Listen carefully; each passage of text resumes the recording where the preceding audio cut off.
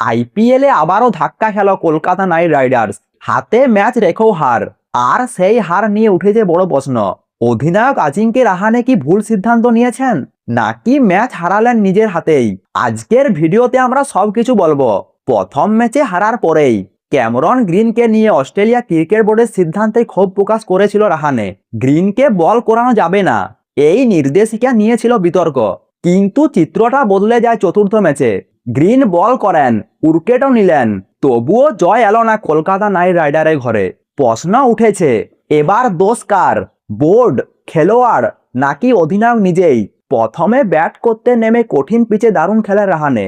মাত্র 20 বলে 41 রান করেন, একদম অধিনায়কোচিত পারফরম্যান্স। ইডেনের পিচ সহজ ছিল না, তবুও রাহানের ব্যাটিং কলকাতা নাইট রাইডারকে ভালো জায়গায় নিয়ে যায়। কিন্তু ক্রিকেট তো শুধু ব্যাটিং নয়, বোলিং আর ফিল্ডিং, এই দুই জায়গাতেই ম্যাচ হাতছাড়া করল কেকেআর।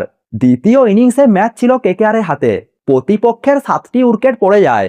তারপর জন্ম নেয় একটি নাম, মুকুল চৌধুরী। একাই ম্যাচ বের করে নিয়ে আনেন। 19তম ওভারের প্রথম বল, গ্রিনের স্লোয়ার ডেলিভারিতে ভুল শট খেলেন মুকুল, সহজ ক্যাচ।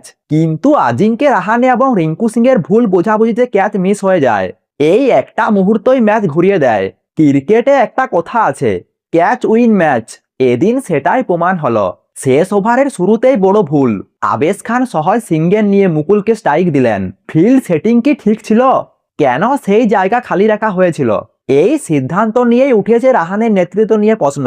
আরেকটা বড় প্রশ্ন, কেন খেলানো হলো না বরুণ চক্রবর্তীকে? রাহানে বলেছিলেন চোটের জন্য খেলছেন না তিনি, কিন্তু ইডেনের পিচ স্পিন সহায়ক পিচ। সুনীল নারায়ণ 4 ওভারে 13 রান দিয়ে একটি উইকেট নিলেন, নকুলও 2টি উইকেট নিলেন। তাহলে বরুণ থাকলে কি ম্যাচের ফল অন্যরকম হতে পারত? সব মিলিয়ে এই হার শুধু একটি ম্যাচের হার নয়, এটা সিদ্ধান্তের হার, নেতৃত্বের হার। এখন সব থেকে বড় প্রশ্ন, এই হারের দায় কে নেবে?